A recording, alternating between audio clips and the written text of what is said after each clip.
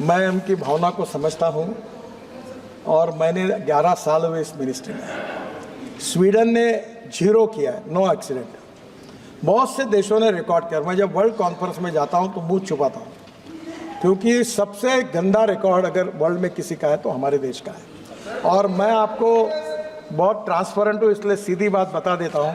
माननीय मंत्री जी, आप अपने काम के लिए बहुत डेडिकेटेड हैं और आपने बहुत अच्छे हाईवेज़ पूरे देश में बनाए, लेकिन उन हाईवेज़ की वजह से गाड़ियाँ 110, 120, 150 तक भी कुछ लोग चलाते हैं। और अभी आपने जिक्र भी किया कि तकरीबन 2.25 लाख लोगों की मौत हर साल हो रही है और पिछले 10 साल में तकरीबन 15 लाख लोगों की मौत सिर्फ रोड एक्सीडेंट्स के कारण हो गई और डेली लगाएं तो 400 लोगों की मौत हो रही है। और माननीय मंत्री जी, पंजाब में पिछले 1 साल में अगर हम कंपैरिजन करें 2023 से, तो जो एक्सीडेंट्स का डेथ रेट है वो 47% कम हुआ है। उसका रीज़न है कि हमने एक डेडिकेटेड फोर्स, सड़क सुरक्षा फोर्स पंजाब में लगाई है। उसमें 1600 पुलिस ऑफिसर को डिप्लॉय किया है और हर 30 किलोमीटर के बाद एक टोयोटा की तकरीबन 40 लाख की गाड़ी लगाई गई है और उससे 47% जो डेथ रेट है वो कम हो गया। सो मैं मंत्री जी से सवाल करना चाहता हूं, क्या केंद्र सरकार भी आने वाले समय में कोई ऐसी डेडिकेटेड फोर्स का गठन करेगी कि जिससे रोड एक्सीडेंट कम हो सके? सम्माननीय स्पीकर महोदय, ये जो एक्ट है मोटर व्हीकल एक्ट, ये कॉन्करेंट लिस्ट में है। जो कानून बनाने के अधिकार राज्य सरकार को है उसको स्टेट लिस्ट कहा जाता है, जो भारत सरकार बनाती है उसको सेंट्रल लिस्ट कहा जाता है, और जिसमें स्टेट और सेंट्रल दोनों करते हैं उनको कॉन्करेंट लिस्ट कहा जाता है। तो ये स्टेट गवर्नमेंट के अधिकार में है।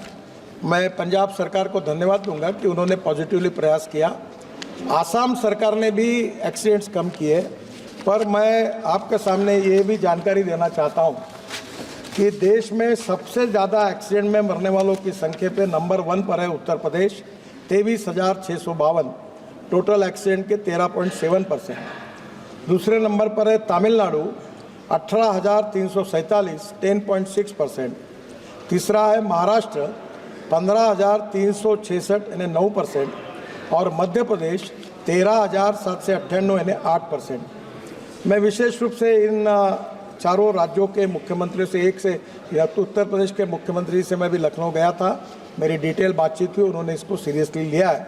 बाकी भी मुख्यमंत्रियों से बात करके इसके लिए कोशिश करेंगे। सिटी जो है भारत की, जिसमें सबसे ज़्यादा लोगों का डेथ होती है, उसमें पहले नंबर पर दिल्ली है। 1,457 डेथ दिल्ली में होती है। बेंगलोर में 915, जयपुर में 850। और मैं ये मानता हूँ कि इसके लिए रोड इंजीनियरिंग, ऑटोमोबाइल इंजीनियरिंग, ये 2 चीज़ें महत्वपूर्ण हैं। हमने ऑटोमोबाइल इंजीनियरिंग में भारत एनकैप करके रेटिंग शुरू कर दिया। इकोनॉमिक मॉडल में 6 एयर बैग्स लगने लगी, पूरे ऑटोमोबाइल सुधार कर दिए। रोड इंजीनियरिंग में कमियां थी, 40,000 करोड़ रुपए ब्लैक स्पॉट इंप्रूवमेंट के लिए हम खर्चा कर रहे हैं, काफ़ी ब्लैक स्पॉट्स हमने दूर किए।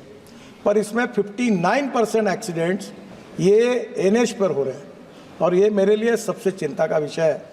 और इसका कारण जो है कि जो डिटेल प्रोजेक्ट रिपोर्ट बनता है तो हमारी सिस्टम ऐसी कि जो लोवेस्ट आता है उसके गले में माला पहनाते हैं और इतने घटिया क्वालिटी के वो डीपीआर बनाते हैं, और जिसके कारण फिर आगे फ्यूचर में ये प्रॉब्लम आते हैं। तो अभी हमने ये सिस्टम को भी, जो लोवेस्ट वाली बात थी, उसको बदल कर उसका भी हम रेटिंग कर रहे हैं, कॉन्ट्रैक्टर का भी रेटिंग कर रहे हैं और डीपीआर वालों का भी कर रहे हैं। और अभी तो मैं रोज़ 4-4, 5-5 कॉन्ट्रैक्टर, कल ही मैंने 5 लोगों को ब्लैक लिस्टेड कर दिया। अब कॉन्ट्रैक्टर को और कंसल्टेंट को और अधिकारियों को जो भी निग्लिजेंस बताएगा उसके ऊपर कड़ी कार्रवाई करने के बारे में कोई सहानुभूति किसी के प्रति रखेंगे नहीं, क्योंकि लोगों की जान बचाना आवश्यकता है और निश्चित रूप से हम करेंगे।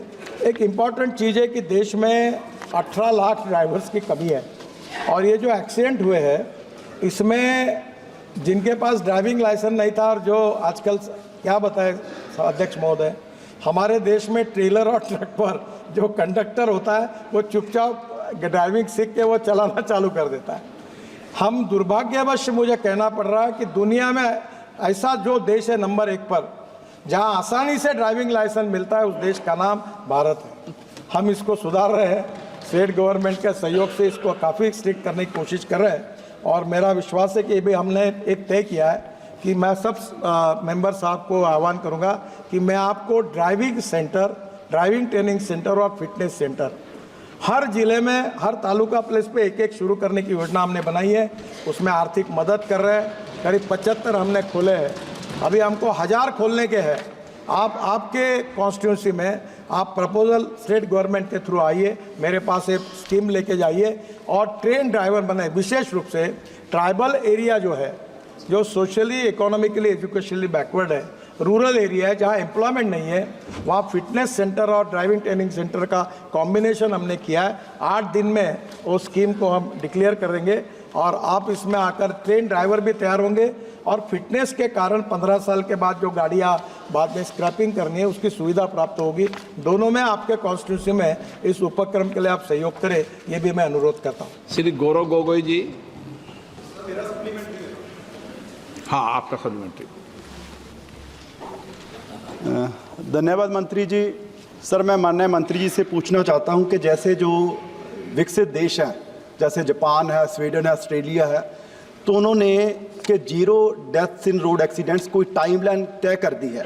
क्या हमारी भारत सरकार ने भी कोई टाइमलाइन तय की है कि 0 डेथ्स इन रोड एक्सीडेंट्स में हो? इस कंट्री में सम्माननीय स्पीकर महोदय, मैं उनकी भावना को समझता हूं और मैंने 11 साल हुए इस मिनिस्ट्री में। स्वीडन ने 0 किया है, नो एक्सीडेंट। बहुत से देशों ने रिकॉर्ड किया। मैं जब वर्ल्ड कॉन्फ्रेंस में जाता हूं तो मुंह छुपाता हूं, क्योंकि सबसे गंदा रिकॉर्ड अगर वर्ल्ड में किसी का है तो हमारे देश का है। और मैं आपको बहुत ट्रांसपेरेंट हूँ, इसलिए सीधी बात बता देता हूँ कि मैंने ये कहा था कि 2024 समाप्त होने के पहले 50% डेथ और एक्सीडेंट हम कम करेंगे। कम तो हुए नहीं, उल्टा एक्सीडेंट और बढ़ गए। और ये एक ही सब्जेक्ट है कि जिसमें हमारे डिपार्टमेंट को सफलता नहीं मिली। उसके वेरियस रीजंस हैं। मैं आपको यही बताता हूँ कि जब तक समाज का सहयोग नहीं मिलेगा, ह्यूमन बिहेवियर नहीं बदलेगा, कानून के प्रति सम्मान पैदा नहीं होगा, तब तक ये मुश्किलें हैं। आप सबके सहयोग से पहला तो टारगेट हमारा फेल हो गया और उसको स्वीकार करने में मुझे कोई संकोच नहीं है, क्योंकि सच्चाई है। पर इसके बाद फिर हम तेज़ी से और काम को लगे आपके सहयोग से। हम निश्चित रूप से आगे कोई टारगेट तो तय नहीं किया, पर कम करने की लगातार कोशिश करते हैं। और मैं इसलिए संवेदनशील हूँ कि मैं एक एक्सीडेंट का भुक्तभोगी हूँ। मैं लीडर ऑफ अपोजिशन था महाराष्ट्र में, विधानमंडल में, और पुलिस प्रोटेक्शन में पुलिस की सायरन वाली कार के साथ मेरे ड्राइवर को कैटरैक्ट था। मेरी पत्नी, मेरा बेटा और बेटी पूरे ट्रक के नीचे चले गए। वो टायर के कारण जो पीछे लटकता है उसके कारण जान बची है। और मैंने 2 साल में हॉस्पिटल में था। तो मैं इसके प्रति तो बहुत ही ज़्यादा संवेदनशील हूँ। पर दुर्भाग्यवश बहुत कोशिश करने के बाद भी जो कम ही है तो हुई नहीं, उल्टी बढ़ी है। ये चिंता का विषय है। आप सबके सहयोग से इस उद्देश्य को पूरा करने की कोशिश करेंगे।